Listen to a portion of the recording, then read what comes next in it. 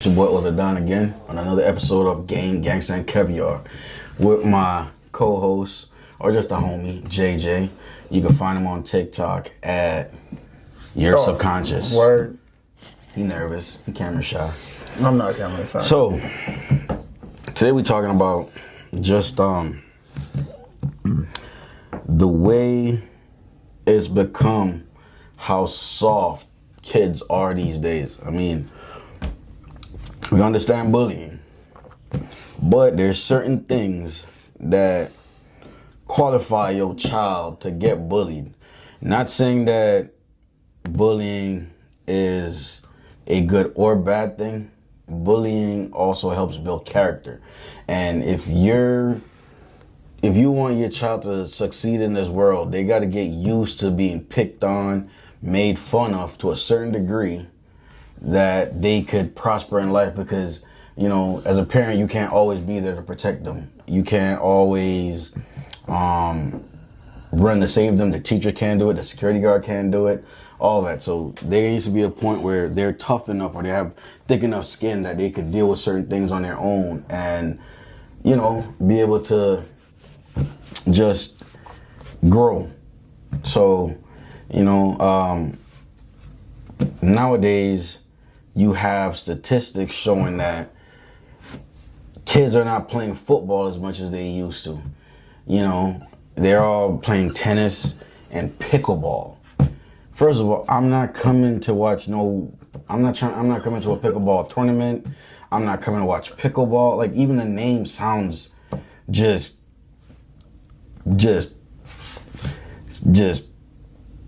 gummy bearish. Like, it's just so soft and cut. Pickleball, like, the hell's a freaking pickleball? Exactly my point. That's how bad it is. It's like a mini version of tennis. Like, yeah, there's like ping pong. Not even. It's you're out there with a racket. I mean, they had badminton, but now they got pickleball. Like, it's a whole thing. But do you think this generation can survive what's to come in the future if they were to be put through a test of heart and adversity? Nah, I don't think so. I mean, and then the thing is, okay, so if you're talking about like this generation in the sense of anything physical and like anything like that can probably freaking bring them harm, then maybe not. Right. But then they do have a lot of freaking ways to go around shit. Like, I mean, they have technologies, they have fucking robots. Right. So it's like majority of their battles don't have to be freaking Physical. Physical. Right. So in that aspect, it's like whatchamacall.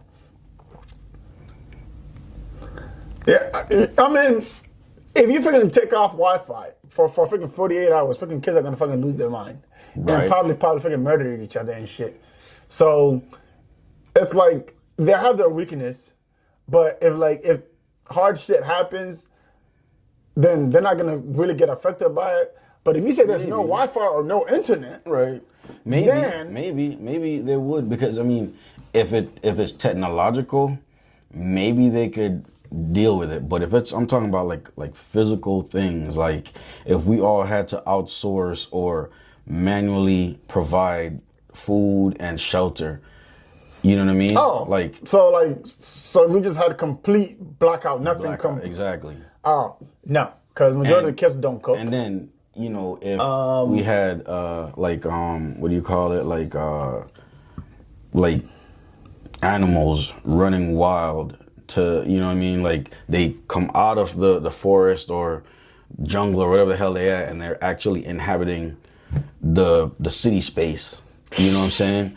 And then you have to like either go against carnivores, but also trying to get food like your deer and this, that, but you're also competing against the animals of the, you know, do you think that they would be able to survive that kind of... White kids, yes. Right? I do think white kids will survive. Well, kids from the north, because they're used to hunting and all that stuff. Yeah. And that's what I said from a certain aspect, because they know how to hunt and all that anyways. No, just in general, right? because the thing about the reason to why white kids will survive majority of the time, even if they didn't have a place. I mean, like the certain techniques Right. that like, for example, like regardless, like big cities, small cities, and then like little towns like Jamestown and shit. Right. A lot of white kids go to camping programs. They all go to freaking Scout Boys and shit. So white kids will survive. Black kids, Asian kids, yeah. Maybe not. Any other race, Maybe I don't. Yeah, I don't think so. Right. So because obviously knowing that like Asian kids are good at freaking books. Like they might That's a crazy stereotype, but go ahead. it's true. Statistics shows it so. I mean, in Asia, they do freaking like almost 18 hours of school a day, where in America is 8 hours. Right. So yeah, so like they're freaking book smart, obviously. Right. And then you have the immigrants that grew up in the U.S. now, like for example, like a lot of my siblings, like now, like I just kind of started teaching them fishing and like how to freaking hunt ducks and shit. Right. But no type of skills. Right. And big cities just makes it worse. Right. So yeah, so if there was any crazy shit like that happening, yeah. And I feel like that's also one of the bad aspects of us being like city kids or inner city kids is that sometimes we stay stuck on the inner city life, that we don't branch out and learn anything new. And that's Right. kind of like why I love being in an area where it's diverse and you could learn from your neighbor or certain people to live off the land, mechanics, and you know what I mean? Right. And I think that's what makes us being able to learn from each side. You get a different perspective, and you could also survive anywhere because you're learning different skills where Right. you just, like if you just work in factories not factories, but if you work as a receptionist your whole life, but never do anything manual except paperwork or any grease job or anything, like, then you're kind of just like stuck into that realm, you know what I'm saying? But no, I mean, to a majority, I just feel like some of these kids, like, they're stuck on computers, and then you have it now where, you have people who can use your words, that's fine. But the whole cancel culture thing has ruined a lot of things. The whole cancel culture and the woke thing, because there's certain things that, okay, you could bring a light to and make a difference, but then there's more important things that don't get light shed on it, and it doesn't, you know what I mean? Like, so you have where the Indians, baseball team, you have what was it called? Now they're called the Washington Rangers or something like that, or Washington Commanders, but at first they were the Redskins. You had Aunt Jemima, you had Uncle Ben, you had now Cracker Barrel, then changed their logo and all that stuff. But you have all these things that they change because of whatever they feel is culturally, culturally inappropriate or whatever the case is. But yet, again, in the Constitution, it still have that black man or 3/5 of a slave or 3/5 of a man in the Constitution. So you're woke to change stuff on a bottle that I think people don't really care, as long as the syrup still tastes good, as long as the rice still tastes good. But for people to deal with not being looked at as a person or a man, how come you're not so woke to see that? You get what I'm saying? You have a person right now could get killed, and that could be whatever race. They could get murdered in the street, and people are kind of like, but a dog gets hurt and everybody loses their mind. Right. So then an animal is over a person, you know what I mean? And to a certain degree, there's certain people that have, they feel empathetic about it or whatever, but there's some people that they won't have that same rage about a human being getting murdered or killed versus an animal, And yeah, I mean, I personally feel like the reason why that is, for example, the Western society mentality is be friends with your kids, right? So when you are friends with your kid, you're not helping that child. I don't, and I have said this in a previous episode, you being a friend of your child never has a good outcome. It doesn't. Right. So in the U.S. right now, right, majority of our problems is because the fact that politics and whatnot are trying to make the new generation this flamboyant, no common sense individuals to feel like hey, like we know you exist, Right. but they don't really exist. I mean, at least, like, not in my reality, because you existing doesn't make us better. Right. Crime is going up.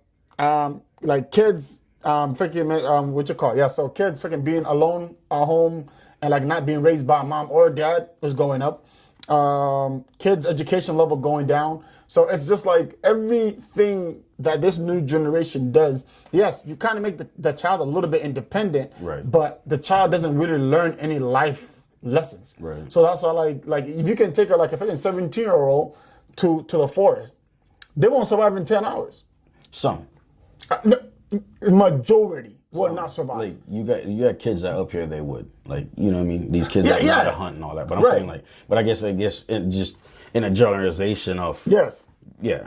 So in places like that, and this whole notion of we're trying to make the irrelevant individuals be more relevant. Right. Now the ones that were relevant are no longer relevant. It's kind of another type of freaking corruptions. I don't know. I mean, this is a sick country at this point. I mean, at the same time, man, like, I feel like, you know, they've definitely taken parenting out of the hands of parents, especially parents that actually want to be parents. Right. Meaning, like, you know, you got parents that, again, Christian or not, you know, spare the rod and spoil the child. That's something that I grew up hearing. That's something that's still universal to some people.